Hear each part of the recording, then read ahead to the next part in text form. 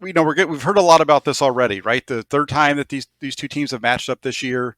49ers won 6 in a row against the Rams. The law of averages, kind of, are you a little bit nervous about that catching up with the 49ers? And we'll start off with Aaron on this one.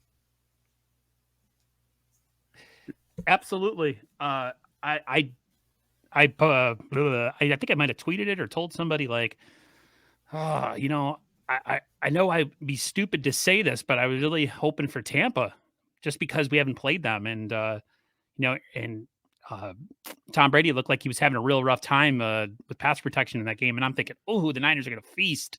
This would be great. They don't have Godwin. I think we have a real shot, I just think, it's two teams that haven't met before. So there's going to be a lot of unknowns going into that game.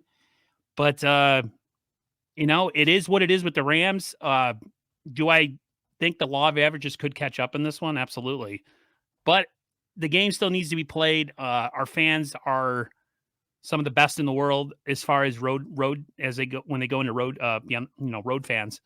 And so I think that matters. I think that psychological advantage matters. And so I think the Niners just got to go into this game and continue playing the same way that they've been playing and force the Rams to kind of adjust. Because to me, the pressure's on the Rams. The Rams were expected to be here. It's in their house. So the Niners, in a way, at least for me, are playing a little bit with house money. They weren't expected to be here at this point. So not that I want that kind of, thought going into other people's minds that, the Niners are just, lucky to be there or whatever. But same time, I think the pressure's more on the Rams. So I just think the Niners need to go in there and impose their will and make this law of averages thing kind of irrelevant. Yeah, I think there's merit to it in general. The idea that it's difficult to continually beat a team, that is real. I mean, look at any type of a playoff scenario where you have a best of 5 or a best of 7. Even when you have scenarios where it's a wildly more talented team, you oftentimes see that other lesser talented team sneak away with one.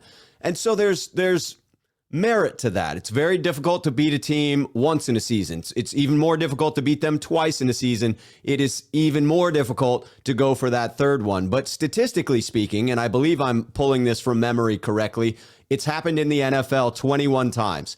And the team that's been 2-0 going into it has won that third game 14 of those 21 times. So 66% of the times this has occurred, the team that won the 2 in the regular season went on to win the 3rd in the postseason. And that bears out because you don't beat a team twice in 1 year just by chance most of the time. You beat them because you're the better team.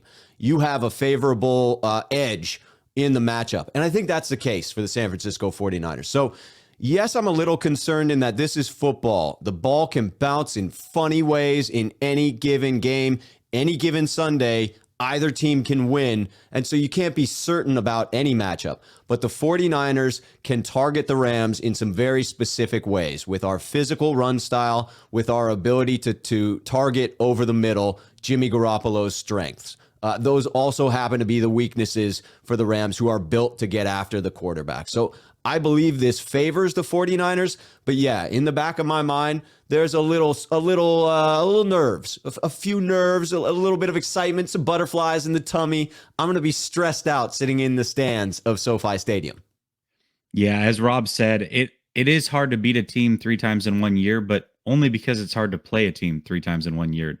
Statistically speaking, chances are the team that won twice is going to win that third time.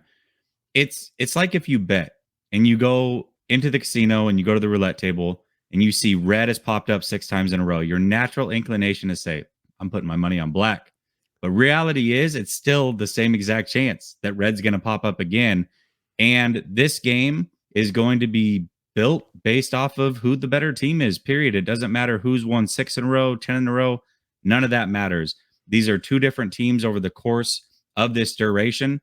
And I believe even 2 different teams than what they were 3 weeks ago. So the better team is going to win. And the 49ers have as good of a chance as anybody because they have the perfect style to beat this team. So I would say that law of averages could catch up, but that's not going to be the reason for victory or defeat in this one.